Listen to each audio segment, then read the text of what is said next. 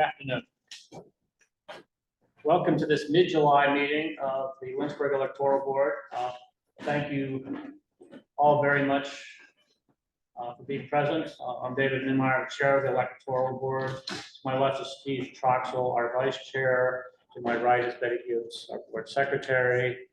And to my further right is Dan Pence, our new Registrar. And Julie, would you introduce yourself as well? I'm Julie Brown. And what do you do in the office? I'm current temporary staff. Thank you very much. Okay, good. We are going to begin the meeting with the Pledge of Allegiance. This month we have a live American flag, so we are able to look at it. Allegiance to the flag of the United States of America and to the republic for which it stands, one nation under God, indivisible, with liberty and justice for all.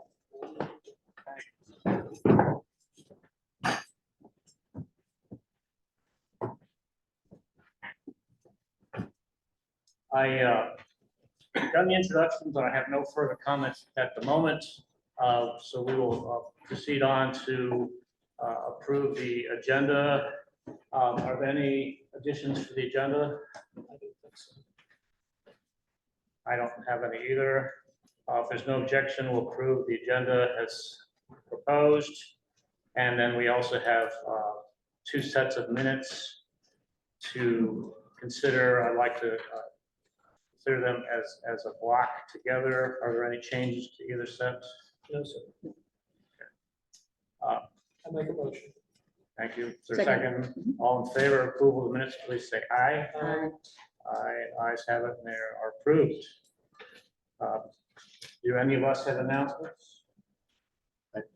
Dan? The registrar's office will be closed on July 19th, Wednesday, and July 20th, Thursday, because we're going to be away for training. We also have training at the VRAV conference coming up on July 31st. Can you have a microphone? Yeah, I'm sorry. Okay. July 31st. See, it's on. There you go. You're better now? Yes. July 31st, and that goes to August 2nd, so the office will be closed also for those times. Did everyone hear that about the office closures? For the first 2 days. July 19th and 20th, Wednesday and Thursday, this week. Tomorrow and Thursday. Dan, would you go ahead with the registrar's report? Sure.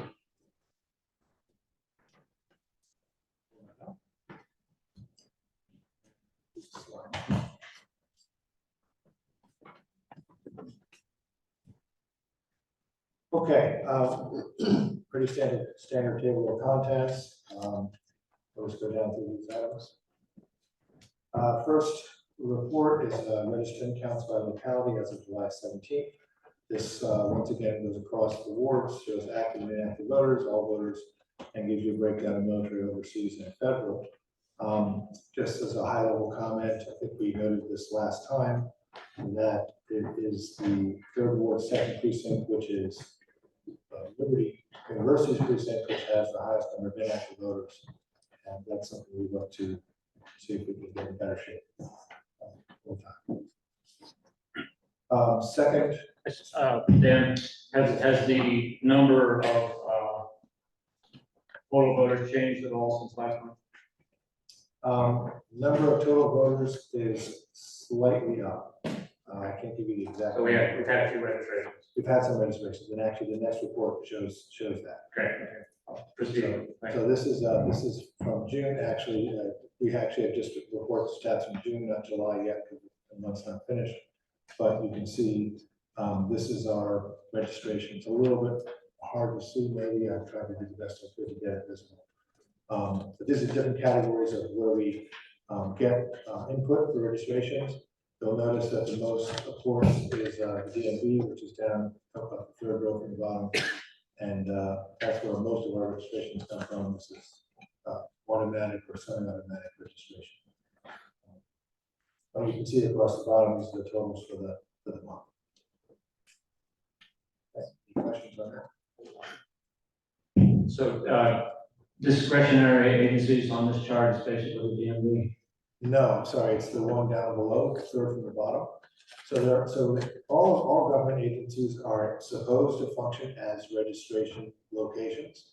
The one that really does that job, probably more than any other, is a DMV, because when you apply in the DMV for a license or for, I think it also for vehicle registration, they will give you the checkbox to say, I'd like to be registered. And it's actually, used to be that it was a checkbox to be registered. Now I think it's a checkbox to not be registered. So it's automatic registration. That's why you see so many. It basically tells you pretty much how many people made some kind of transaction with DMV. So do we had, just in the month of June, we had 1,600 DMV registrations. Yes, that's what this is saying. Right. Do you have a question? Yeah, do we have a statistic on our net, because I'm sure we've lost a lot of as We well. have, right. So this, even though this is inbound, we do have some also going out. And I don't have that in the report. I can look at adding that to our report if you want. I like this, but I would like to see the net gain or loss. Okay, all right, that's fine. For the losses, were those all with voluntary withdrawals, or were there? Probably the bulk, just speaking anecdotally, probably the bulk of them is people moving out of the area. Like if you have people moving in, people moving out. So if someone's registering their vehicle or their license, probably they're moving in, right? But this wouldn't show you the ones that are moving out. So I don't know, you can maybe do some kind of a rough calculation by figuring out how many people moved into the community versus how many people moved out of the community, and that will give you kind of a rough idea about where we are net. I can see if Veris will show us a net number as well. Yes, it would be good to see the negatives as well as the positive. Yeah. Okay, thank you. We'll keep going. Sure. This is we were talking about the budget and how we did last year against the budget. There's a lot of detail here. I guess you can see if you look at the third column from the right, that really is kind of our net versus budget. So the budget all the way on the left, and then you have some adjustments to the budget to the third column, and actually is what the budget really ended up being. And then it starts to show you what we spent against that budget. The third column from the right really is what was the net of that, how we did. Talking to finance today about this, one of the things they pointed out is that sometimes when you align the budget at the beginning of the year, it's not properly done, so that when you spend, you're spending something misaligned with what you budgeted. So sometimes that means that what you have on the column here on the third from the right is, it looks like it's an overspend, but it might not be, because it was just put against the wrong budget item. I have a lot more detail we can go into, but just at least to give you a high level view, relatively high level view of where we're at. We are actually in the black for the year, even though we have some items that are showing negative, like I said, because sometimes. Can you advance to the net, the grand total page? Yes, the bottom, you got the third page there. Yes, that's it. Yeah. So if you look at this is where I was going. You look at the bottom there, you'll see that we have, you see the percentages down in that next to the last column. I see a 94%. Right. So what that means is that we're spending at 94% of the budget. So we're actually in the black. If it was like over 100, we'd be in the red, but we're actually in the black. But some categories don't line up perfectly, which is why you see some negative items. So we have, one thing I was actually wanting to drill a little more detail into was the one where $12,000 in miscellaneous charges and expenses. That seemed like that was a big number to not have more specific categorization. And talking to finance, they suggested that probably this is mostly due to misalignment. And I did get a report with a lot more detail on what exactly was in that.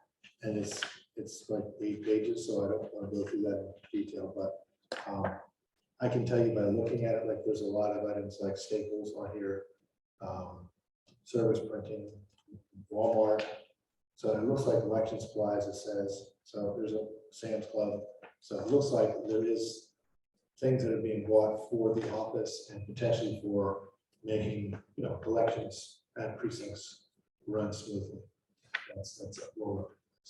And maybe this could be categorized better in the next, next budget round as we look at how to make sure we align everything correctly. But I was concerned that was a negative number and, it was overspent, but really it looks like it's a red herring. It's not really overspent. Because the net at the end, at the bottom, is over 94% of budget, which means we're still on the black.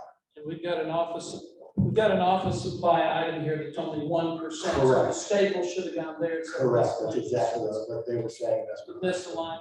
Yeah, it's just a misalignment. It doesn't mean we shouldn't look at what we're spending, of course we should, but it just means that what I thought as maybe being kind of eye-popping is not as eye-popping as it originally seemed. Okay, any questions on this? Any other questions? Okay, Frank, keep going. Okay, next thing on the agenda is our plan for the election, and I had a spreadsheet last time. I decided to break that out into a little bit more of a calendar format. So I have 4 pages here, just scan them quickly and go back. One of the items on the calendar for planning for the election. And by the way, if you want me to think of another format for this, I'm happy to do that, but I'm trying to find something that's more visual and able to make sense. So as you can see, there's not a lot on the calendar in August, just starting to do in preparation with some of our vendors. Some of the items as we go farther down don't have all of the detail yet. I tried to put a start date for most activities and then an end date. Certain things are regulatory. We have to have certain things done by certain dates. And so typically what I would do is look at how long we think we needed to have in order to accomplish that activity and then put a date in the calendar that's our internal start date to get to the end date. So for example, one of the things that's not in here in detail yet, but will be, let's see, in October, September, starting toward the end of September and October for sure, there will be a lot of blocks in here for election officer training. So I didn't put all that in yet. We haven't nailed that all down yet. We still have to figure out who's going to do the training, what our election officer final list is going to look like, and get that out to everybody, get the announcement out to everybody. But we'll finalize that as we get a little closer to the election. That'll happen probably late August or September. We'll have a better plan for the election officer training. And there's other things like preparation for the precincts, the polls. So actually, there's a lot of work to do to organize what's going to go. Like there's a lot of materials that the election officers have to have. There's a bag for the chief, but there's a lot of other things like signs, cones, all the things that go into making an election, precinct function, right? So those are all things that we have to gather, make sure we have the right materials, make sure it's all counted out right, aligned to the different polls and precincts. So that program will all get layered in here as well. One that we know how to. Great. Okay. Any questions? Questions? I'm sure we'll add a lot of stuff to it. Yeah, so this is an outline, this is just the beginning, and we'll get a lot more detail in there, but I wanted to at least block out, when we're gonna start certain activities, what's the deadline, some of them are regulatory, some are just our own internal deadline, in order to make sure that, the election functions and goes off the way it's supposed to. Could you explain the color coding, what? Yeah, so the way I did this on in my own calendar, and I noticed Christine did a similar thing. I know you probably didn't see her calendar, but I had a chance to see her calendar. I broke down the different items into different categories. So some things are actually related to the electoral board. So everything that is an electoral board thing, meetings or activities that you're responsible for, I have in one column. I don't remember which color it is. I have to look closely. Orange. Yeah, see, on my screen, it doesn't show orange, it shows orange here. And other things that are, the registrar is going to do, or candidates, I even have candidate requirements in here because they have some deadlines they have to hit for some, campaign finance reporting and things like that. So I just broke up into different flavors of calendars by who's doing what, who's responsible for it. Great. Okay. Okay, I don't think there are any questions. And then the other thing I think I want to update you on is security grant. So I worked with Piper out of the emergency management office in Lynchburg. She actually was the one that was required to submit this on our behalf, so she's got that done. I want to give you a kind of a high level view of what we put in. So this is basically two parts, a camera purchase and installation and a camera upgrade. You can see that the bold have at the bottom line for each one of these items, about $19,000 for the cameras to get them installed, cable, and then the software that goes with it. And the camera upgrade that is talking about making that front camera a little more hard, providing lexan. We now have just temporary plastic sitting up there, just provide lexan. Plus that, get all that done is $9,000. So the total cost is just under $30,000. Now, my understanding is that they won't even let you submit the grant for less than $10,000 because it's not worth funding. So we're in the right range to get something like this. Whether they'll actually give us a grant or not, of course, we don't know, right? Piper did as good a job as she could at writing the grant details to the requirements, but we'll have to see what happens. Now, one other thing I noticed in this that we should not forget is we have Windows licensing and storage expansion, Windows Server licenses. You see the line underneath the Windows stuff that says ongoing yearly licensing costs, right, are $1,700, $728. So this is another item that we would be taking on by having this grant and installing this and getting this all done. So This is, I'm sorry, this is basically software for the video recording. right. Ongoing yearly licensing costs would be probably for the like Windows and for the software that runs the cameras. So that's what their estimate is, right? Is $1,700 a year. Does it include maintenance? I don't know. I'm assuming that's, licensing costs is what they consider maintenance. That's all. If the camera dies, do they come fix it or replace it? I don't think that's included here. This looks like this is just an initial purchase price and that's it. That'd be good that would be good to find out. It's not gonna change, the bid, but it'd be good to find out so we know where the. Right, so I think we could do some basic math here, right? So if you look at the top line, it says 9-axis camera, right? 969 per camera, right? So let's just say a camera died. It sounds to me like we're paying $1,000 for the price, right? So that's what it seems like. Yeah. Of course, that price won't go down. Fortunately, it will just be higher in future years. But that looks like that's the roughly the price. Okay. One of the things to mention on this is that we do have to complete this by, I think it's October of 2025. So they do have a timeline.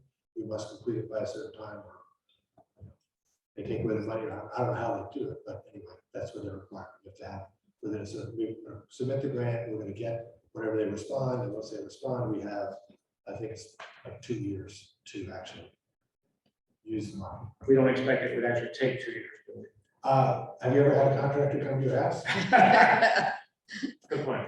So I don't know. The answer is obviously we'll have to stay on top of Very good. it. Okay. Ongoing projects. This is just my list. Once again, please feel free to tell me to close any of these items. I'm just carrying them forward until you do tell me to close them.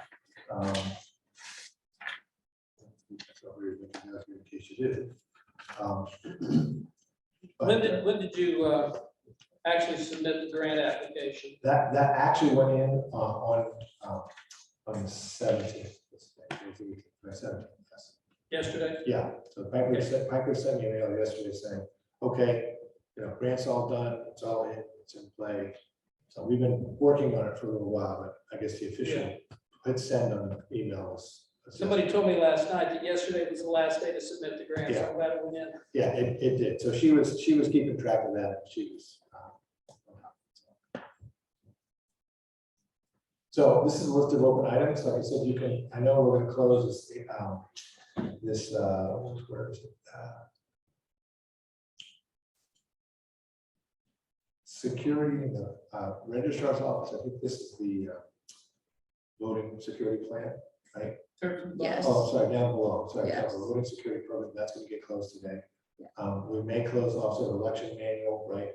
We may close electoral manual update, right?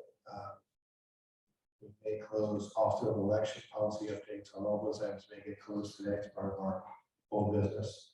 Well, we've definitely done the polling place assignments. Well. you Well, mean the we have a map. We have right? an active So we one. have a map, we have Right. to Take care act of on that it, right? registration. Yeah, Yeah. that would be too. So there's a number of these items here, like I said, they're open on my list, but once you act on them, we'll close them. We want other items. Okay, thank you for the list, and we'll give you feedback. As we- I did put the map into this pack that you guys were talking about, how you run the assignment, just so people have a general idea. The map, of course, is a Lynchburg. The colors are wards, and the precincts are, well, the precinct locations, the actual polling locations are encircled here. And the decision that they're gonna make today is which electoral board member gets assigned to what precinct. And the reason that's important is because if I go back a slide, one big item that's on here, which we won't be able to close today, and we do need to close as soon as we can, is the ADA survey. So I do want to just lay that out briefly. As you have requested, Mr. Meyer, we want to get some help from someone to give us guidance. There is a checklist that the elect provides, the state provides, which gives us all the items that we're supposed to check. And it's a yes or no, does it do this, does it do that, whatever. You have to go into the polling place from the way that the voters will go in, and you check and make sure all the doors are right, ramps, all that is included in the checklist. However, we want to make sure that we're not just doing this on our own if we can help it, right? So that was the point of asking. So I've been informed by the state that every locality with more than a certain population has to have an ADA officer. So I've been endeavoring to find that ADA officer in Lynchburg.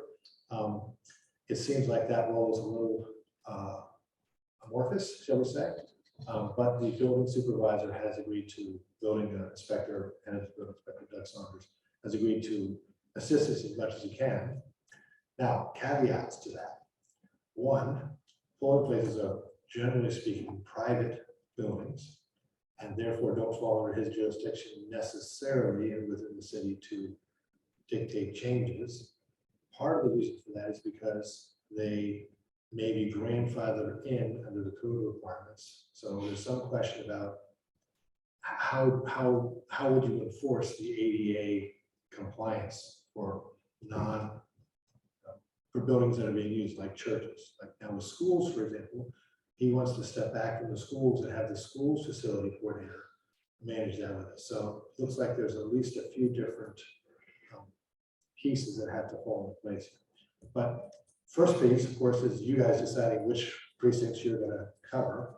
And then I will work with each one of you to schedule time with the precinct for us to do the ADA compliance check with whoever we can get. It's Doug Saunders from the city, or it's someone from the school department, or whoever. I would feel better about this if we had somebody that's training in ADA compliance. Do we know whether Doug or others have that? So that's in theory, he has some training, but that's a very good question. And I don't know the 100% answer to that. I mean, look, he has to make sure that buildings in the city are ADA compliant, and someone has to do that. He seems like that falls in his jurisdiction, so he must have some training in that. Whether he's up to date or he's certified, that I wasn't able to get from him. So it seems like I'll have to press harder to get more specifics about the level of certification. I think, for example, one of the things you need for this is the tools, right? So the tools to check the the pressure to open a door and to measure the slope of a ramp. He did say he didn't know if he had all those tools, so I don't know how that's possible, but he did indicate he had some questions about that. I think I learned in the same training that you did, that every locality of that size, of our size, needs to have a compliance officer. And I would hope the city of Lynchburg would comply with state laws in terms of what their training is. Yeah. We'll figure that out. Yeah, so I'll press in further, but just want to let you know where we're at this point. Good, thank you.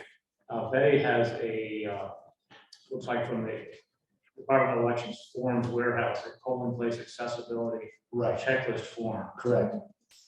And by the way, this is, Betty has a folder full. Go ahead. yeah, and I sent this form to Doug Saunders, just so he could look at it and he could understand what we're trying, the metrics we're trying to hit.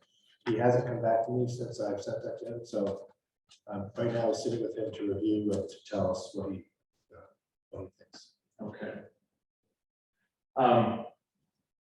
Thank you. I have a message from a listener who's listening to us online who said that you're not audible, Sorry. and there's an echo from us. So I don't know which is worse. Okay, sorry about that. I'll speak right into the mic. Okay. Thank you. That's pretty much it for me, except for just a reminder, we need to do these one-place site visits for EDA. And we also need to make some decisions about training. There is state-created training that I think we should look at and consider using as a basic training for election officers, certainly for new election officers. I also have been reached out to by a vendor, at least one vendor, and maybe more after the next few days. If we go to this conference, we may have some other vendors approaching us about doing training for election officers. So I don't have a lot of detail from them yet. I actually held them off. I said, let's not get too deep yet. I do want, if you have something that's good to present, I'd like maybe to present to my full board. So we'll let you think about how we want to proceed with training. If you want to consider a vendor, if you want to continue to do it in-house, I'll leave that decision with you guys. Thank you. Maybe that will get discussed in our officer of elections manual. Make that part of the discussion, Were we going, because our references to what training we want the officer of election to take part of. were we going to take any official action on this precinct allocation? It's not in the, I didn't see it in the agenda unless I'm just missing it. It's not in the agenda. We can, if there's no objection, The electoral board manual, it's okay. That is, Not the map itself is not part of the electoral board manual list that names each precinct that we're assigned to. Well, since he's got, can you bring the map up later if we need it? Sure, absolutely. Yep. Yeah. for our public, Steve has designed a new map of which members of the board, electoral board visit which precinct to be more geographically contiguous than what we have now, which is all three of us going to various points across the city. So intended to save some driving time and make it easier to have more than one visit to each polling precinct. Yeah, more time on each side. More time on each side.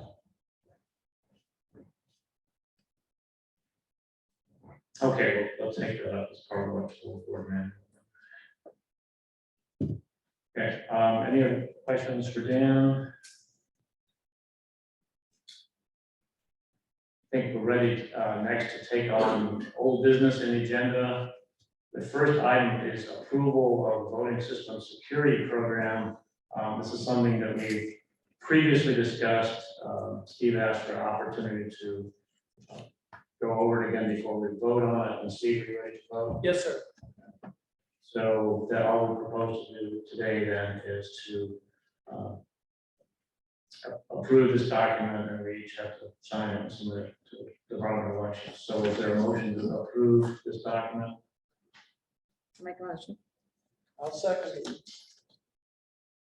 Been moved and seconded, all in favor, please say aye. Aye. Aye, ayes have it, and it's adopted. Thank you. And then we all need to sign.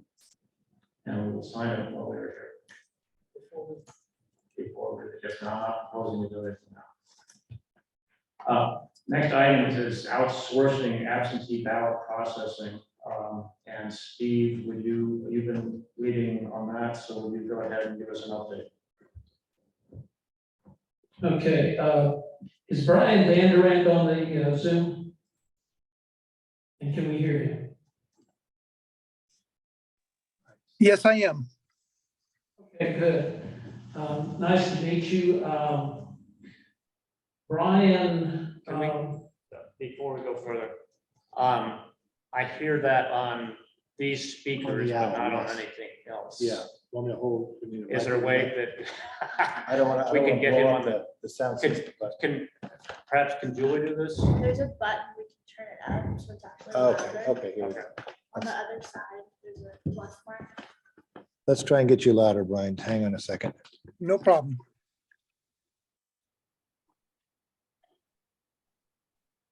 As loud as it's gonna go, I think. Okay, try it again now. See. Sounds You better. guys hear me?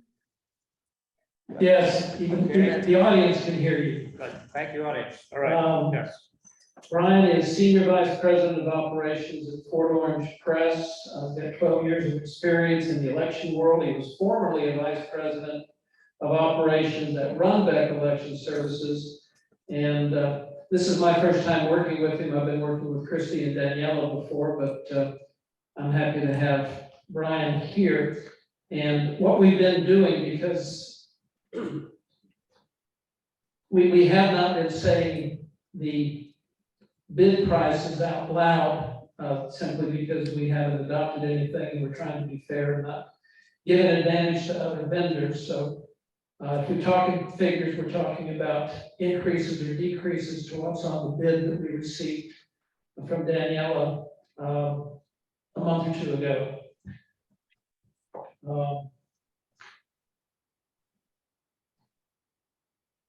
Trying to figure out what to jump in on this stuff.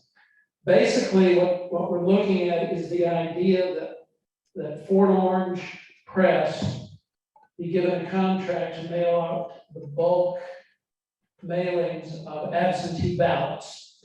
All of the permanent requests for absentee ballots and any absentee ballot requests that we receive prior to the beginning of early voting would go onto this list.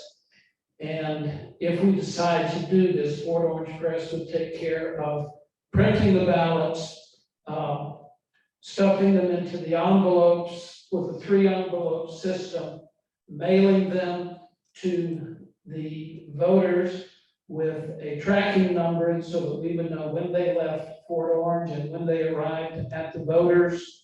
And also when they leave the voters on their way back to us. So they will be tracking along with this. And I believe that we can get a discount on the postage by using a postage permit, because we would be doing bulk mailing, as it were, even at first class. And as far as we can tell, Fort Orange would cost us a little more than what it would cost us to do it by hand. But I talked with Christy Royster and said, and asked her to tell us why we would want to spend a little more. And I'm going to read to you a email from Veronica Johnson, who's the Director of Elections and Registration in Lee County, Georgia, Leesburg, Georgia. And just to try and answer that question, although FOP did cost a little more on the setup, our elections board felt the cost was worth the service and security that was provided. We consider it a valid and necessary cost of doing elections like pins, ballot paper, and poll workers. The number of by-mail ballots we send has steadily increased since 2020. Not having to pull ballots, stuff envelopes, place postage labels, etc., freed up additional staff to focus on the other task at hand, such as 3 weeks of advance in-person voting. Oh, if we only had 3 weeks. Using FOP literally cut our by mail time in half and allowed us to use a single seasoned staff member in this very important process instead of multiple hands.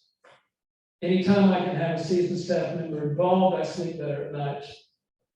Based on automation making the ballot poll printing, I can happily report we had no errors in anyone receiving the wrong ballot. We also were able to cut down on ballot waste. In Georgia, we must have ballots on hand equal to 10% of the number of registered voters plus enough for provisionals. Having FOP print on demand for by mail ballots allowed us to not only order based on guessing how many people would request a by mail ballot. I know we did see a small savings on printing costs, not ordering additional ballots, also in a small office. Not having to find secure storage space or unnecessary ballots was nice. The USPS tracking was a nice feature. It allowed us and our voters more transparency in the process. I did fret about a few ballots that seemed to miss a scanner along the way. But I'm small enough that I did celebrate when they arrived in my office before election day, after hanging out somewhere for a day or two along the way. I love that information and being able to answer voters with information on when their ballot hit the mail stream, if it is en route, and even share when I see it is on the way back to my office. Voters love answers. And then today I talked to Ben Howard, who's the absentee ballot coordinator at Arlington County. They've used Port Orange for 2 elections, last November and this year's primary. The only issue they had was a barcode issue, which they resolved, and they said Port Orange did a very quick job of resolving it, just by enlarging the size of the barcode. Once they figured out the problem, they think that was it. Now they do more than we do, so there are some things that Port Orange can do during the process that they probably wouldn't do for us. Let's see. They had looked at K&H in Washington State and Runbeck in Arizona. Port Orange has about 2 to 3 days of transit time for the ballots. The ones from the West Coast, 5 to 6 days, so Port Orange is quicker. Ben said that Port Orange is super responsive, straightforward, no catches, not a big job to start with them. They're really pleased. Don't have to have people. Before, they would have a full staff of temporary people in 2 weeks before the ballots had to go out. Now they don't have to do it until a week after. Saves on those costs. And K&H was only doing 2 envelopes. Port Orange does 3 envelopes, which is what they're going to have to do. I think with the law changes here. And Brian, if I can prevail upon you, tell us what we get when we do business with Port Orange. It's Fort Orange. Fort Orange. Yeah, Fort Orange Press. Oh, sorry. No, that's quite all right. Well, what we are is we are a full service provider for the election industry. As you've seen in some of our paperwork that we provide, Port Orange has been doing ballot printing for well over 100 years. We have been involved in all types of election day ballot printing. We've been involved as the vote by mail process has come out to the East Coast and more people are receiving their ballots by mail. Once again, we're a full service, fully automated company. We process everything that is given to us based on your requirements. We are one of the leading experts in the country doing this right now. We are the only full service provider that does everything here on the East Coast right now. There are a few other vendors across the East Coast that will work on election day ballots, some of them that will do some vote by mail, but not election day ballots. But as far as the service of the trackability of the packets and the customization of that reporting, we are unique to that right now.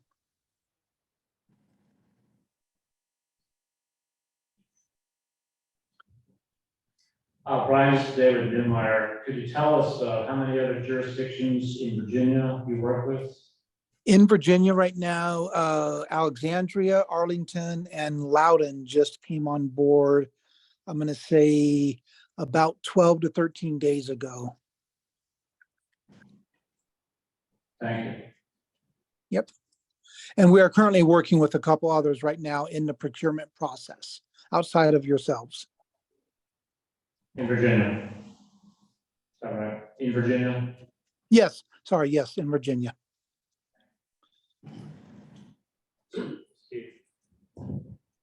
Okay, just some practical considerations, things that people have asked me.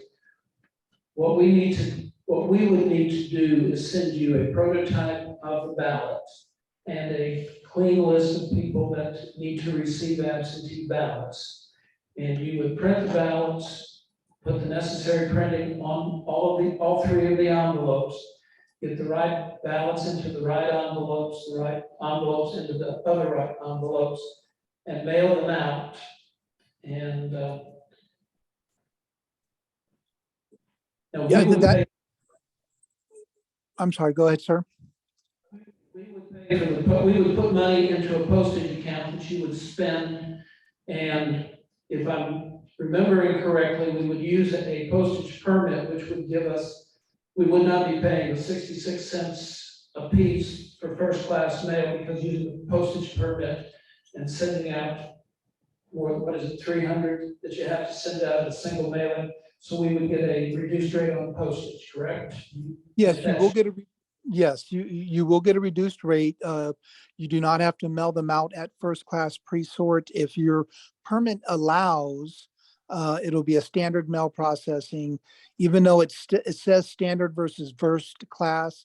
The USPS processes all ballot packets as if they were first class mail. So regardless of the type of postage that is put on that piece, whether it's first class pre-sort, standard pre-sort, or if you guys even had a nonprofit permit, which you would even save more money as, the post office processes these pieces as important ballot election mail. Can you tell us what the per piece rate would be of the postage? Is that able to- It would depend on the exact weight, and also it depends on what the current market value of the USPS is. As you guys are aware, their rates are moving constantly. Unfortunately, they never are going down, but they're always going up. But an average letter, if you're mailed out as a standard pre-sort standard mailing, you're going to be paying approximately 48 to 54 cents a piece. First class is anywhere from 64 to 70. It depends again on the weight of the product. And nonprofit, if you had the permit for that, you'd be mailing them out at approximately 19 to 25 cents a piece. What would qualify as to be a nonprofit? I did not hear that. I'm sorry. Qualify as to be the nonprofit, to get a nonprofit rate. You need to get a nonprofit permit through your local post office. I'm once again, I'm new out here in the East Coast. Like he mentioned, I came from the West Coast. I moved out here in February. All mail ballot processing in the West Coast, all the counties out there received a nonprofit status from their local post office in order to process all of their mailing at the cheaper nonprofit rate. So again, it would be through your individual post office. We do have some experts here that could probably walk you through it and help you with any type of paperwork that needed to be filled out. But it is not a service that we can provide for you through the post office. You obtain it yourself. Okay, so you'd be mailing them on our permit, so I understand. Yes, we can mail them on your, yeah, we are not a nonprofit company and we would not qualify for a nonprofit permit as our organization stands. But using your permit, if you were nonprofit qualified, we could mail using your permit, yes. Hi, this is David. It's been my experience in the nonprofit world that nonprofit mails is processed more slowly than first class and arrives more slowly. But you're saying that the postal service will basically expedite this because it's election-related material? Yes, and once again, I'm going to speak on my experience in the western part of the country, but for the past 12 plus years, they take the ballot and they process it as if it is a first class item, just because they know the hot climate that the elections bring, and they strive very heavily to not be the reason that the ballot did not get delivered. They understand the importance, and they work collectively to process the mail in a quicker fashion. Okay. And you have a comment? I was just saying, I can investigate that question with the post office, so I'll make a note of that. Great. Okay. Save us some money. I had a couple of questions too. Whenever you're- Please, Dan, go ahead. So my understanding is that the way this works is you take a ballot PDF from us, and then you be printing the ballots from based on that PDF, right? Yeah, so what we would do, and we would receive your group of PDFs. It depends on whether you're divided by precincts or jurisdiction, or however that election is set up. We would take all those PDFs and we create what we call as a repository. So we have every individual PDF that you have provided to us. There's going to be a key number on that PDF that identifies it as precinct 101 or jurisdiction 101 and so on.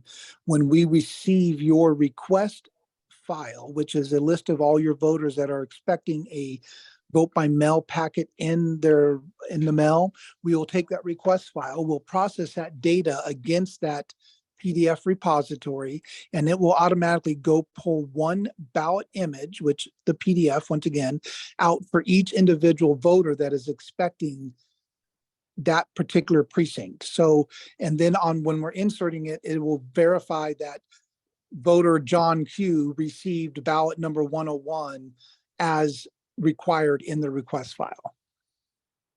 And what's the timeline for that? So when do you need that whole set of ballot information?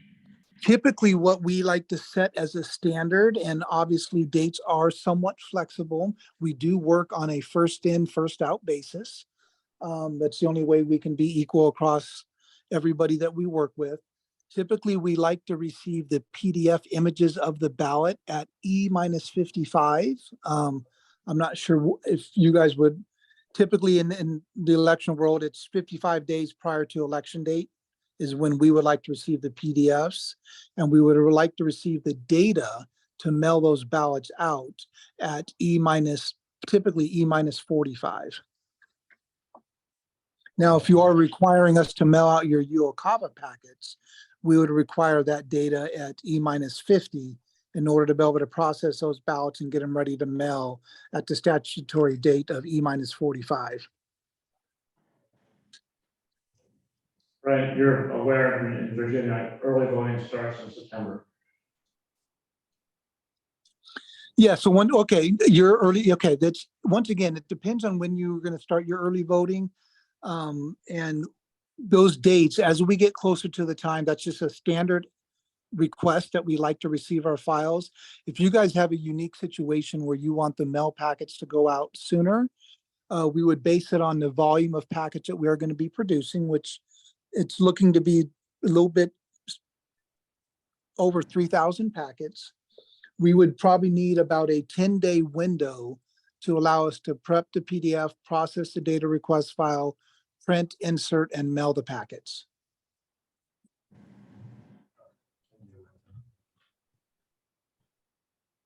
Okay, so that means if we've got 45 days of early voting, we've got 45 days of early voting, that means that pushes our deadline back to get that information, right?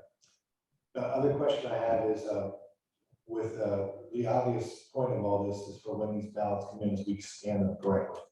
So I had a conversation with our vendor of our voting machines this morning talking about this.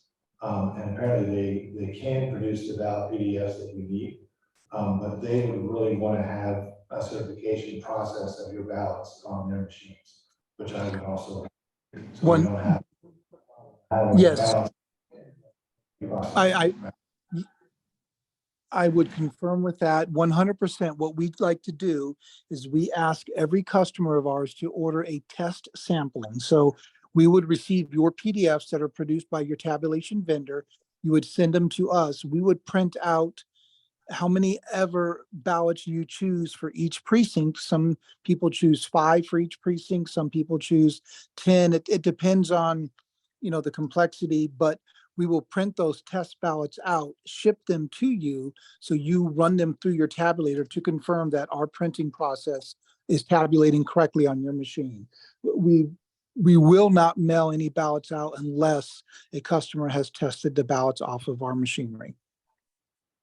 Right, so that all has to take place really before we initiate that 10-day window, right?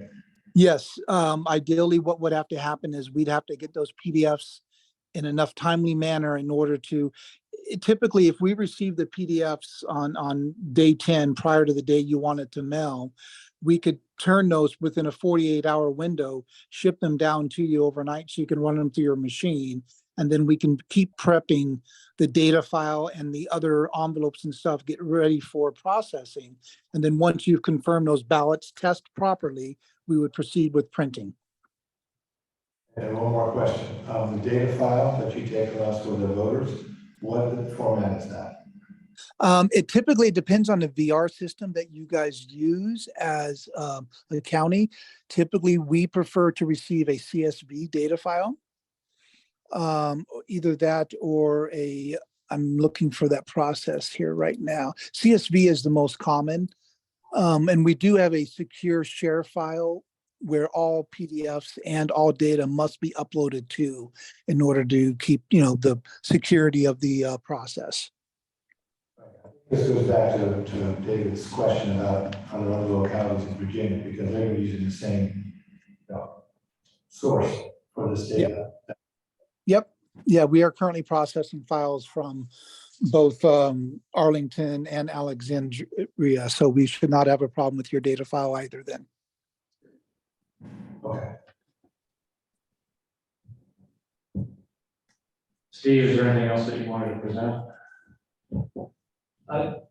How do you handle, the word is escaping me, but somebody's got to maintain control of the ballots at all times. How do we handle that in your shop if we're not there with eyes on? It's kind of a chain of custody, and what we do provide for both, I don't know the terminology either, Steve, so I apologize, but we are providing a similar service for both Arlington and Alexandria, where we will have one of our individual people serve as a witness for you of the chain of custody of the ballot. And there's some documentation that each of those county send to us to have us certified to the fact that we are controlling the chain of custody. As far as when the ballots leave our facility, if it is our truck, which 95% of the time it is our vehicle that is taking them down to your post office and or the post office here in Albany, we do have GPS tracking on that secure vehicle so we can monitor the transportation as well.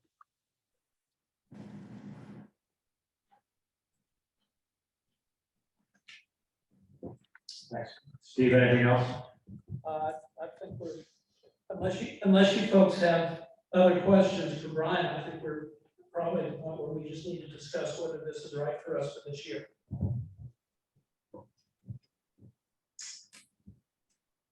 In view of our staff transitions right now, I think which limits our ability to do this ourselves this year, and given the company's experience with other Virginia jurisdictions, which are significantly larger than ours, and also their information they provided, I believe, on reasonableness of the costs compared to other vendors that they've looked at. This is the only vendor that we have received a bid from, correct, Steve? This is the only vendor we've received a bid from. I can go through the paperwork where we are allowed to do on a one-time basis this bid because they are working with other entities in Virginia.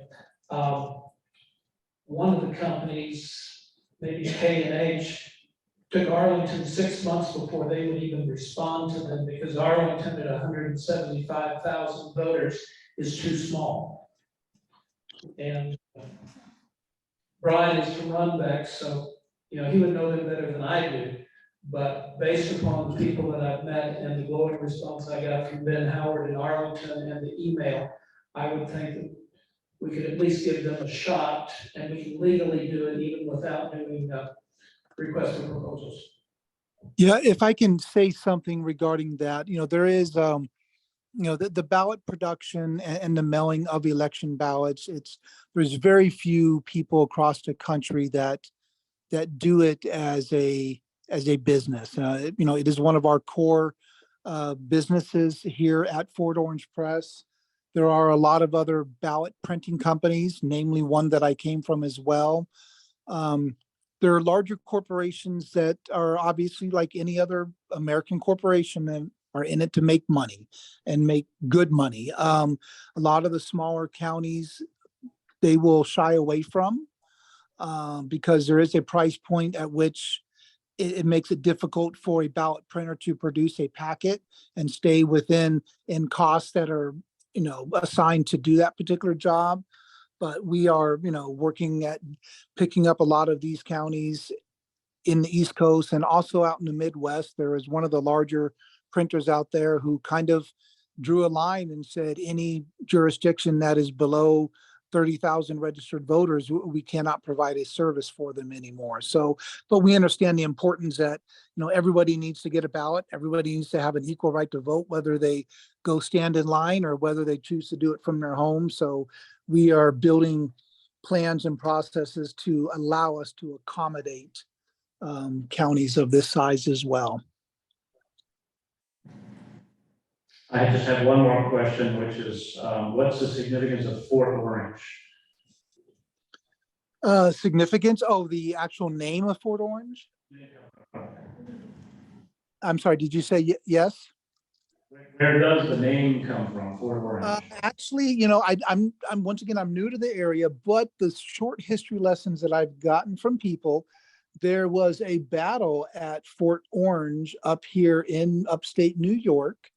And there's a lot of various areas down here where have adopted the name Fort Orange. So there's other companies, I think there's restaurants, I think there's physical fitness entities. I think there's other things that have adopted that name Fort Orange from that particular area up in the Lake George area. This sounds like coming from the American Revolution. I'm sorry, what was that? I said it sounds like coming from the American Revolution. Or the Okay. French and Indian. Yes.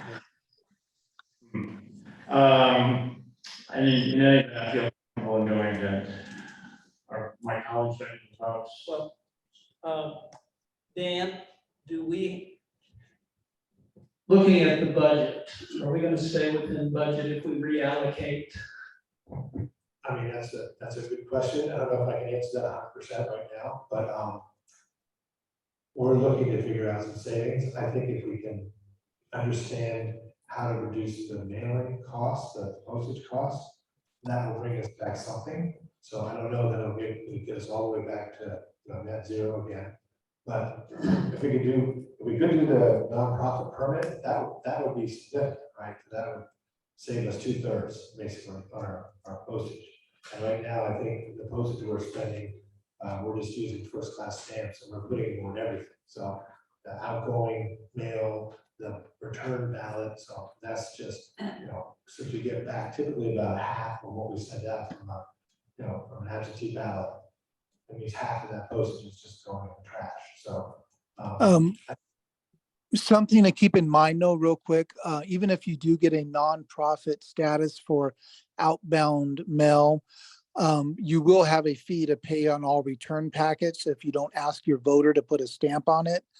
And those rates, I'm uncertain of what those rates would be for each return envelope. and you don't think we can get a bulk rate of return, is what you're saying? I'm uncertain what type of rate they would provide using your nonprofit status with a BRM or basically a business reply mail piece. My belief, which may be an error, is that business reply costs the same regardless of who's using it. Class, gotcha.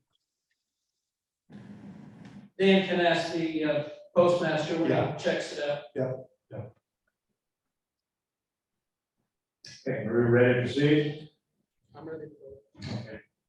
Steve, would you offer a motion? I make a motion that we contract with Fort Orange Press for the price that was in this bid to do our absentee ballot mailing for the November election, 2023. That is it. You second the motion? Yes, second. Then, moved and seconded, all in favor, please say aye. Aye. Ayes have it, and the motion is approved.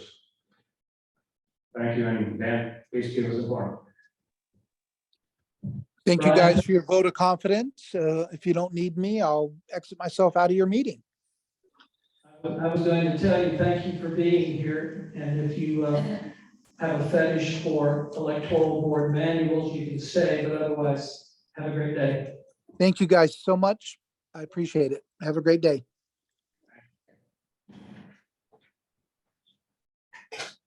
Our next topic is ADA compliance cell precincts. We already discussed that. I think that's the process of visiting that we've already discussed and looking for some expertise to accompany us with us. Yes, there's not. I would say carry that until another meeting. We'll talk about who gets which precinct during the ED manual discussion. Good. Next topic then is Ward 3 Precinct 2 voter engagements, i.e. Liberty University. Steve? I talked with Kenny Craig at the university, and he understands that a permanent drop box is not in the offing based on comments that I conveyed to him after our last meeting. Dan and Julie and I have a meeting scheduled the first full week of August, I think. And we're going to go over and talk about ways to resolve some of the issues that we have, that you saw on the chart that was up there earlier. And at this point, it's purely information. There is no action this board needs to take on that. We will be working with them to try and resolve some of those issues, and we'll get back to you at our next meeting.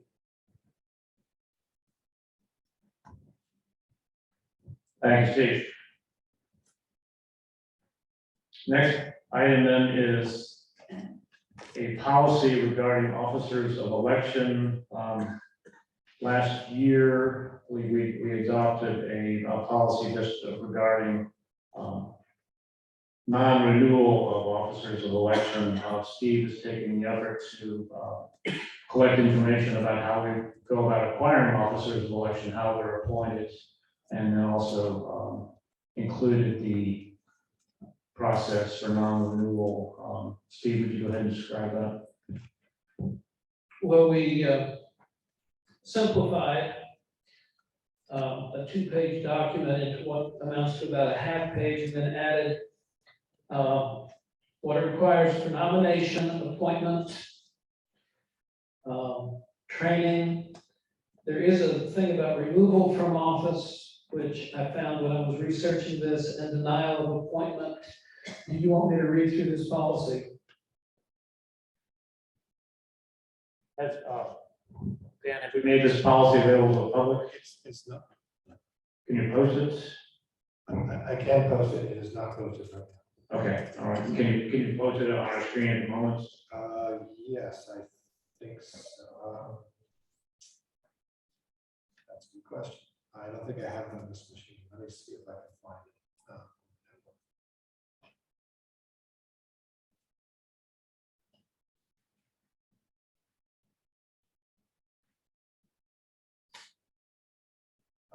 This one was, that you sent me the 580, right? I think that's the one. Today. Yeah. This is what you want, right? No, that's electoral No, board. that's the, Oh. oh, sorry. I sent that's you oh, the that's election the- officer manual, and it's in there, I think. How about this one? Actually, it is. in this This one is, one. Let me make sure. Election officer policy. This one? That was on the Yes. 12th. That was, Yes. that was. the version Yeah, of the 12th. that's it. That's it. Okay, Okay. just want to make sure that's the right version.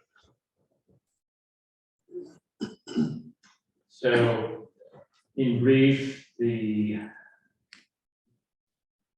draft summarizes how the Code of Virginia operates in terms of how officers of election are nominated by the local political parties as well as individuals applying on their own, and renewal of by inquiry from us if if officers election from the past would like to renew.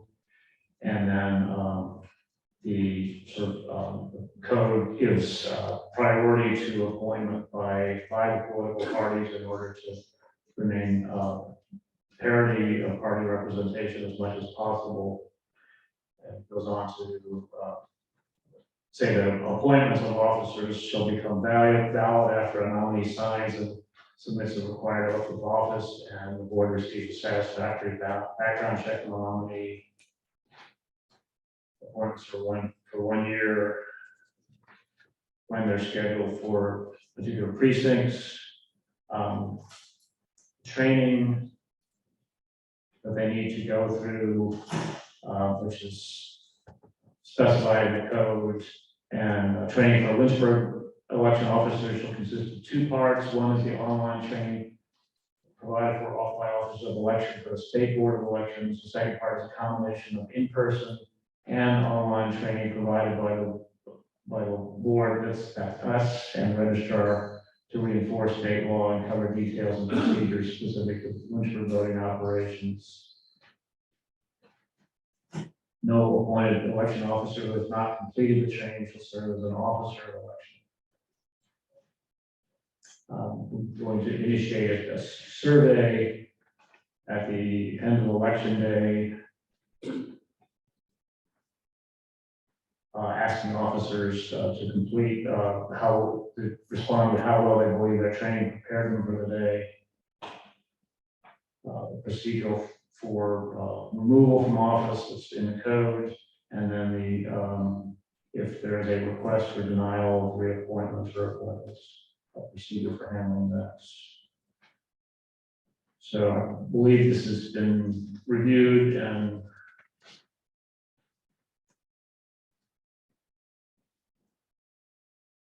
the board is ready to vote on this. Steve, do you have anything else you want to say about it? I think it makes it simple for election officers to understand what the process is so that they're not guessing.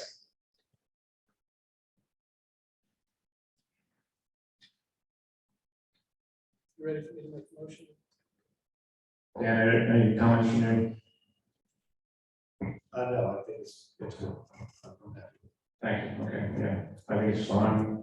So I'm ready for motion. I move that we adopt this policy for election officer process. Second. Whatever the title is. It's been moved and seconded. All in favor, please say aye. Aye. Aye. Yeah. Ayes have it, and motion is adopted. Thank you.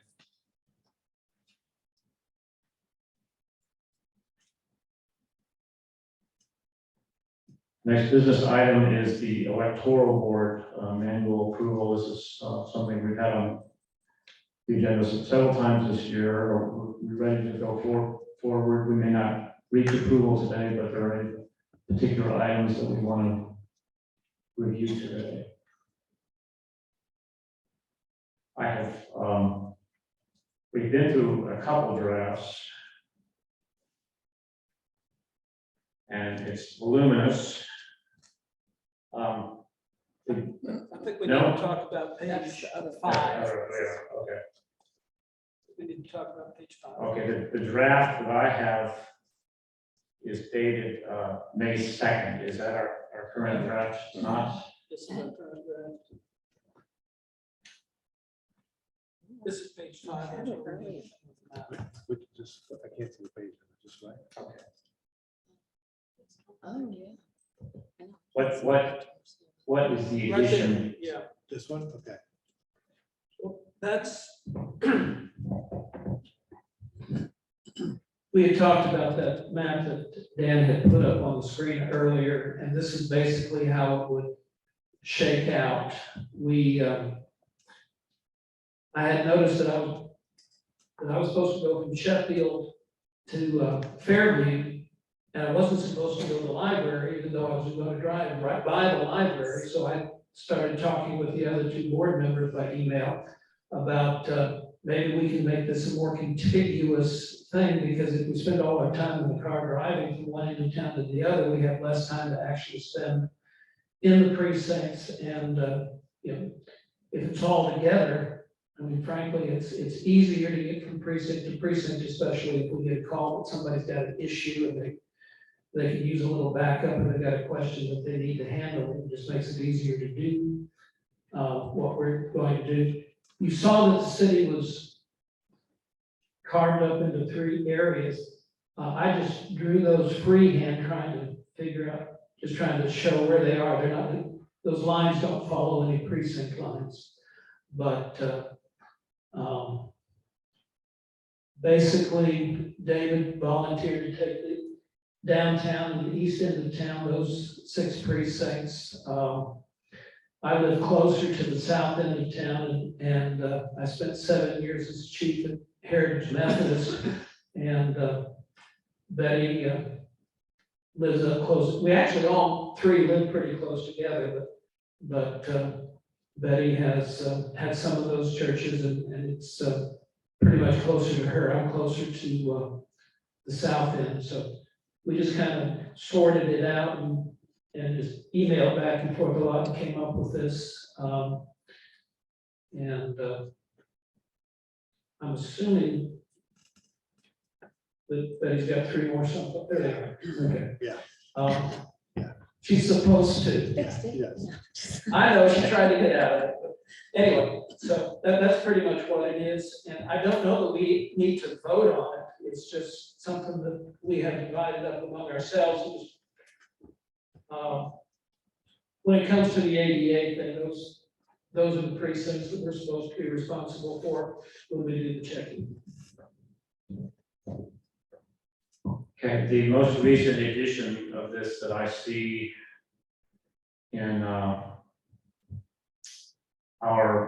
Microsoft Outlook is dated August 1st. Yeah, that's it. And this is not an edition I've been over. So I think once again, I'm not ready to act on this. Betty, were there any other major changes that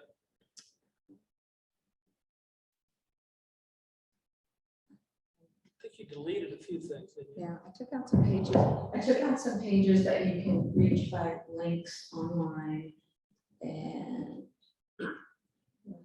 I included policies. I already put in the policy that I knew we were gonna review and probably approve tonight.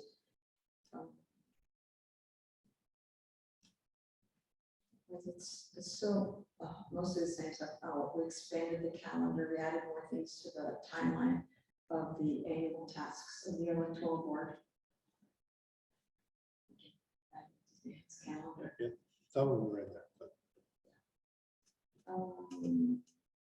Otherwise, then I just renumbered pages. That probably took me more time than anything. Thank you, Betty. I do want to go over it before we actually go to approve it. So next meeting, perhaps we'll be ready. We're making progress. We are. I agree. Making progress. Steve already pointed out that our contact at the Department of Elections changed on July 1st, and that's not in this, so we'll change that. Vicky Mainwaring instead of Vicky, right. Ellen Ford. So are we tabling this again and Yes. the next one? We are. Okay, so that's table for today's meeting. And just FYI, I thought Tanya Pruitt has been our contact for our part of Virginia. She was. She was. Yeah, they just switched the coverage, so our new contact is with the key member. Okay. I think Tanya's doing something. Yeah, she may also have moved out of that. I think she moved out of that group particular that area. does- Yeah, she's doing some other stuff, I believe, based on some training I saw. Thank you. All right, tables the next meeting then. Next item then is the Officer Elections Manual, which I did go over this morning. And I have some edits proposed. Steve, you spent a lot of time with this. Can you introduce it for us? Okay, based upon having been a teacher for over 20 years, you're not gonna teach people anything if they don't read the textbook. And this thing started out at 169 pages. For people that are volunteering. So I have gotten it down to 80 pages. I did that, there was a lot of information in here that was pertinent to chiefs and not to election officers. And it may be okay well, it is okay for the election officers to know what the chiefs are supposed to do, but to expect them to read it. You know, I want them to read the parts that are important to them, so so far it's dropped down to 80. Betty talked about some of the things that she just referenced. So I think there's two things we can do to make this even shorter. And it's not so much that I'm trying to make it shorter, I'm trying to make it complete. But if we're gonna print it so that they have a hard copy, the original version of this would have cost at the prices that we were told, if we do it on our printer, it would have been over $2,700 just to print this out for each election officer at the former size. So, there are some things that I think we need to discuss. Do they need to be in a manual or not? Do we just need to reference them so people can find them? And I think we still need to talk about that. Also, the formatting, we've got some different title sizes, we've got just a lot of different formatting. There are also some places in here. This started out as a bunch of documents that came from elect that were put in here because they are pertinent to the election officer's duties. And I took the summary off of the election day guide instead of giving them all 8 pages of the election guide. I gave the summary at the end. But there are things there's 2 different sections of them that give them a little more time. I think I can probably combine them so that you got more complete information at one place. So there's only one place in the table of contents they need to go to figure out what do I do now.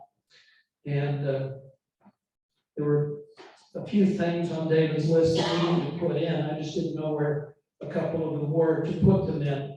So that's pretty much the process or progress on this.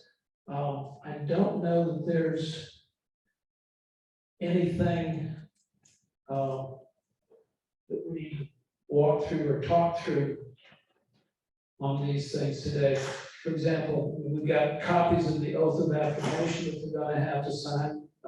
I don't think they're going to sign the one that's in here. So I think we're just going to hand them one. So I don't know whether those types of things need to be in here. There are a bunch of flyers, 8 pages of flyers from the federal government. I don't know whether we need to put the actual flyers in or just reference them so that people can look them up. But there are some things that, like officer election guide for new officers. What's your day going to be like? I think that's appropriate. Emergency procedures, I think that's appropriate. And some of this checklist of polling place operations. The job descriptions for the different positions of election officers when they are in the polling place. What does a ballot officer do? What does a poll book officer do? What does the ODO officer do? What does the door greeting officer do? And quite frankly, there's some things that the door greeter, it's not just to shake hands or say hi or open the door for people. You have to keep an eye on the 40-foot prohibited zone to keep people from doing campaigning in there. You have to keep an eye on out past that to make sure nobody's creating a disturbance. You have to look for somebody who's coming for curbside voting. If you have a disabled person, if the door is too heavy to open, they need to open the door for us to be ADA compliant. So, you know, those are the kinds of things that they need to make sure they know what their job is. And I think it just makes it easier if we cut out the deep dive kind of instructions and give them enough instructions so they know how to do their job properly and understand their job and why they do it the way that they do it. And that was my intent in this. I do think we still need some work on this, but I think we're a whole lot closer to it than we were. Thank you, Steve. You know, I have a list of about 10 different edits, and I think probably rather than go through them one by one today, if there are more edits that the board wants to make, we should continue to work on it by email. I think it would be useful for us to give our officers of election and the public a view of it for comment before we approve it. I think having actual users of the manual might be valuable for like comments if there's an area that we've left out for them or an area that's confusing, that might be useful for us to know. Give us a week to 10 days to incorporate your edits and you make some other things to try and straighten things out. I'd be happy to put a draft manual up and email all of the election officers and say, we'd like for you to look at this, especially the veteran election officers, and tell us how close are we to what you need in a manual. I have no problem with that whatsoever. Okay. Yeah, I'd like to put it up on our website. So. Okay, yeah. When you're ready, let me know. Okay. Okay. Give me a week or so. Yeah. All right. Tabling this item for further action. Next item on our agenda is approval of a third deputy registrar position. This is something we do need to act on tonight, possibly. Dan, are you ready to summarize this? Sure. So as you know, I'm in the process of working on making new appointments for my term of deputy registrars. And we have a process that's going on right now to, I have well over 150 plus resumes come in for this position. Of those, there's probably really only about maybe a dozen or less who probably have experience that would be really useful in the office. So we've set up some interviews with some of those people coming up on Friday and continuing on Monday. The open resume closes on Friday, so I'm expecting to have whatever anybody who wants to apply needs to have that application in by Friday by sending me a resume on Indeed, have a zip recruiter, or they can send it in to me by email, registrar at lynchburg.va.gov. And at this point, our Friday interview slots are filled, but I still have a slot or two on Monday, so I can still take someone else who has experience and is qualified to apply for that. All that said, the city has allocated in the budget right now 2 full-time roles, as is matches what the board has assigned to the registrar's office. Kim Connor, who was serving as deputy registrar for many years, has suffered some medical situation, and she looks like we'll be confirming this probably by end of this week or early next. It looks like she'd be going on leave. And that would be essentially a block of putting a person into that slot, because right now she's still on our budget. So we have to discuss this with the city in terms of how exactly we manage the financial piece of this. But I think what's on the agenda for the board today is to tell the city that we do need to have 2 full-time deputies And if for some reason we have a deputy, former deputy who is occupying a slot within the city's budget, that for being on disability or being on leave, whatever the situation is, we still need to have 2 full-time deputies, and we need to tell them that, and then we have to figure out how the finances work. Thank you. I know that Kim is still the chief deputy, and it's on the city payroll. She's on the city payroll right now, right? We haven't made a new appointment, her term ended on the 30th of June, but I have not made a new appointment yet. So certainly we need to consult with Department of Human Resources and also the city budget director about what's our flexibility to add another full-time position pending resolution of this situation. So sounds okay. It sounds to me like what we needed tonight is a motion to ask the city to find funding for us for another full-time deputy position for as long as we can make it possible. So anyway, Steve. Actually, I think the first motion is in the policy that we passed in March. We allocated 2 full-time deputy registrars. So I would like to make a motion that we authorize Dan to, if appropriate, hire another deputy registrar full-time for up to 12 weeks, beginning on the date of appointment. And just leave, but just put a period there. But basically, I just say, leave it to Dan's discretion in his negotiations with the city. But the block that we would have on there that you can only have 2 would be removed by this motion. So that the electoral board would allow him, if necessary, to add that 3rd position for a 12-week period. Dan, do you have any comments on that motion?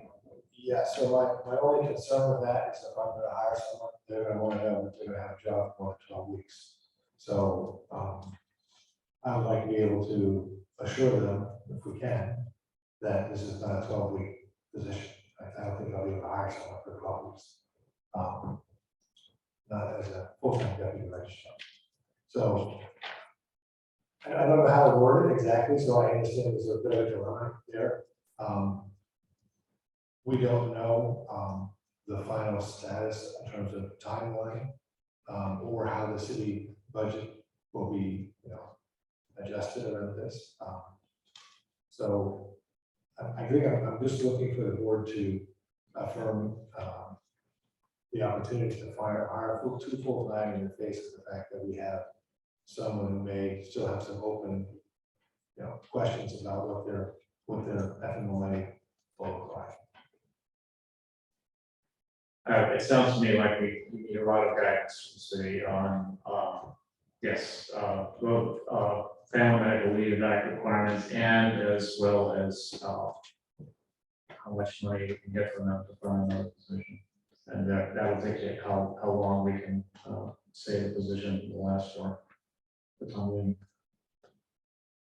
So my suggestion, Steve, would be that we move to authorize Dan to investigate with the city additional funding and advice on compliance with our legal requirements and to bring that back to us.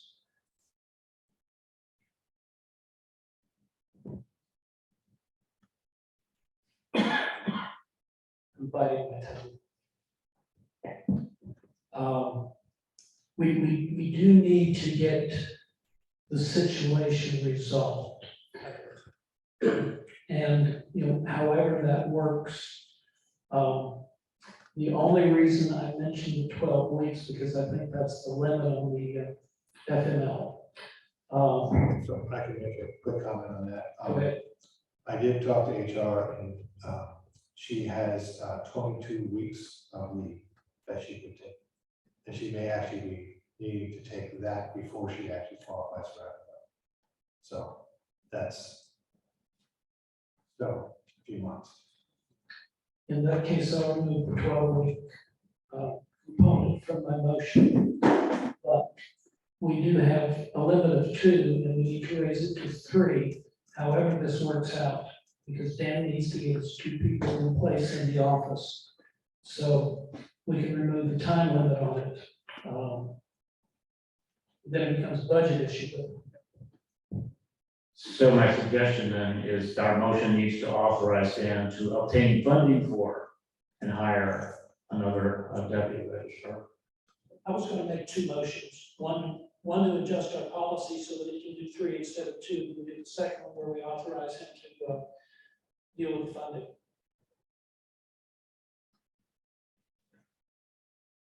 Could you define deal with? Well, I go back to the policy that we set in March. It limits the office to 2 deputy registrars. The first motion would be to raise that limit to 3, because we may need the headroom there.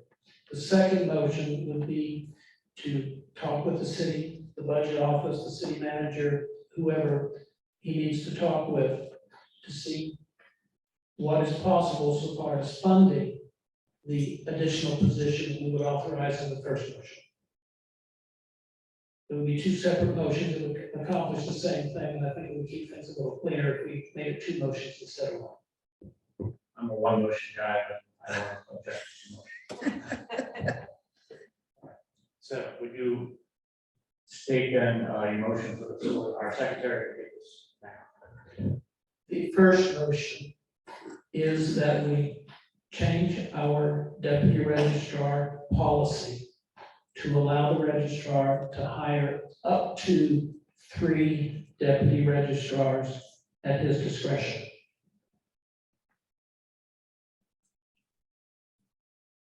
Second. That's it. Okay, You can say appoint, you can say appoint rather than hire, but appoint 3 deputy registrars. okay, I'll second that. You want to go ahead with your second motion? You want to go in the first one? Let's just get them both out.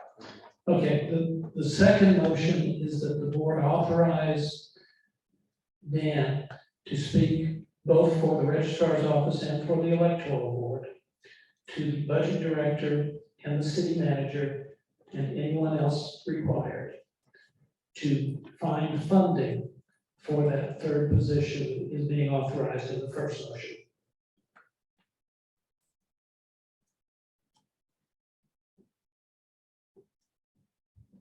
That your second in that motion as well? I will second that. Okay.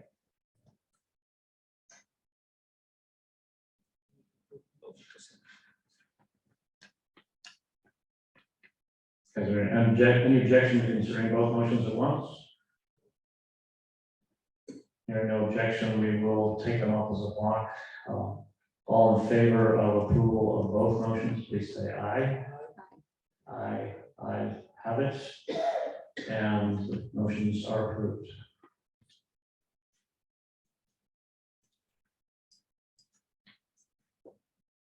Our next item and last item before the public comments is a question of whether and when we're having an August board meeting.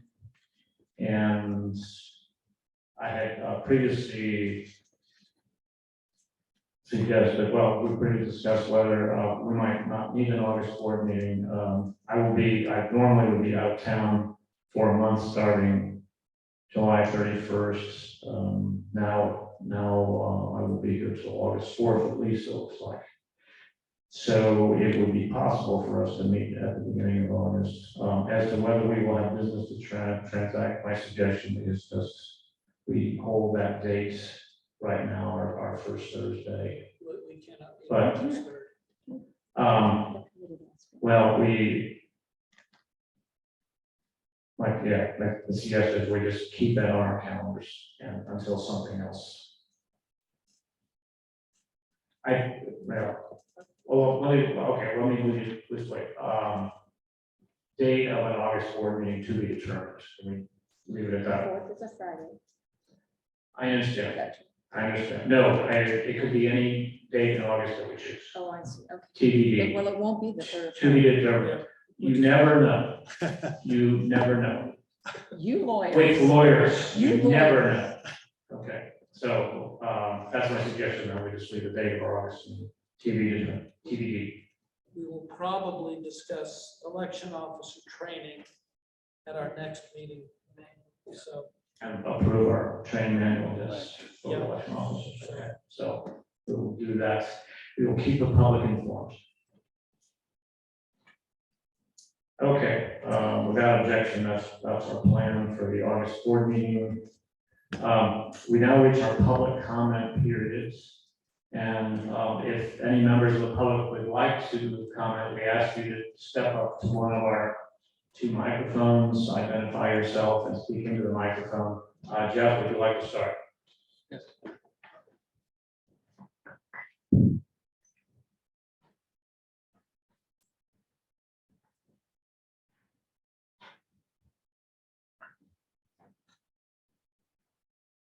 Thank you. Are My you? name is Jeff Rosner, and I'm the authorized representative of the Lynchburg Democratic Committee. I have both comments and a question on two new issues in the process of appointing deputy registrars. And first, I should clarify that my comments only deal with the process of appointing two deputy registrars, the process that has already begun. So my comments have nothing to do with the medical leave question or the third deputy registrar appointment, which were discussed at this meeting. Okay, so two new issues. One issue is that the legal advice of the city attorney was not followed, and the city human resources department is not involved in the process, with the assumption that the city attorney does not have jurisdiction over the office of the registrar, which is a state office. But Virginia Code 24.2-122 says, quote, registrars shall be deemed to be employees of the county or city in which they serve, unquote. That would have to apply to deputy registrars as well as registrars, since registrars supervise deputy registrars. Also, the electoral board's own policy establishing the terms of deputy registrars says, quote, all deputy registrars of the city shall be subject to the city employment policies and procedures, unquote. So the city attorney's advice has not been followed for the second time, just as it was not followed in the process of appointing the registrar. The other issue is the possibility that the electoral board could veto an appointment by limiting a deputy registrar's term to a short period. But the same policy establishing the terms of deputy registrars says that the terms of deputy registrars shall be, quote, determined at the time of hiring, unquote.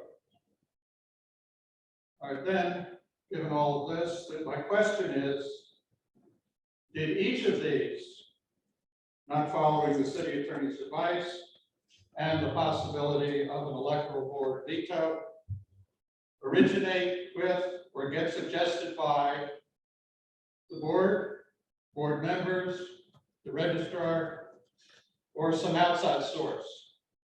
Where did they come from? Thank you. I'll comment about process of public comment. Over the last 6 years since I've been on the electoral board, we have been in a tradition of receiving public comment, but generally not responding to it. Just allow, listening to the comments, and that's been it. In our meeting last month, we actually had some back and forth between the registrar and electoral board members in response to comments, which I thought was very useful. It allowed us to resolve some ambiguities on the spot. And what I will propose today is to continue in that vein, but just ask if the electoral board members or the registrar wants to respond to that. If they don't choose to respond, they don't need to respond. I would prefer to do it I would prefer to do it after public comment. That's why I'm writing down these concerns. So after we've received all comments, you would like to comment? I think that worked out well last week, or last month, last meeting. That sound good to you? Mhm. Okay. Are there any other public comments for us this afternoon? Okay, hearing none, speak.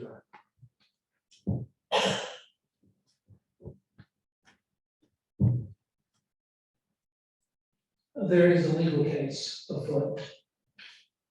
Therefore, we are limited in what we can say in response to some of these concerns.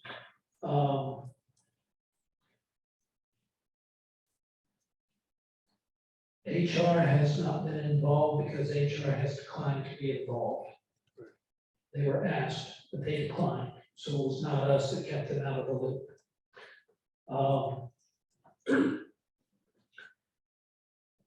I would ask that when I quote things, I try and quote the whole thing and not just the parts of it. 24.2-112 says that the electoral board can authorize the number of deputy registrars and the length of the term, but it's never to extend beyond the appointment of the general registrar. So that's where the length of time came in. We do have that responsibility. We try to keep budgets under control, and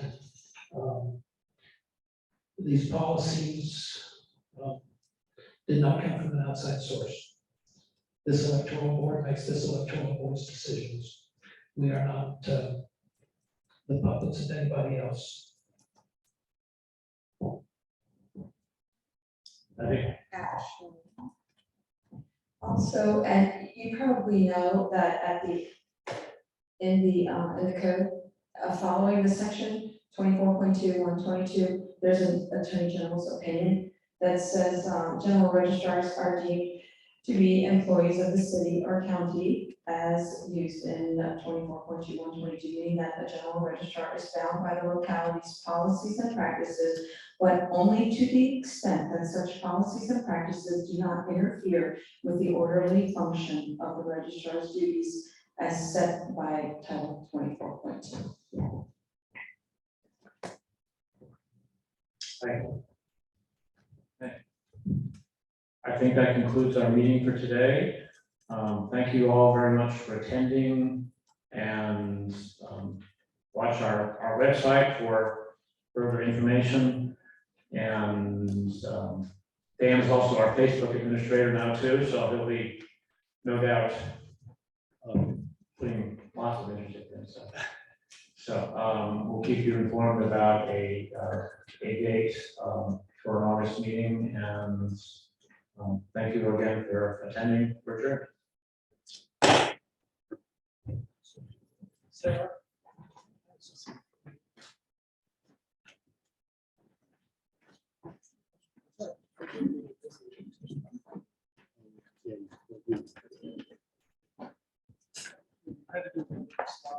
Yeah.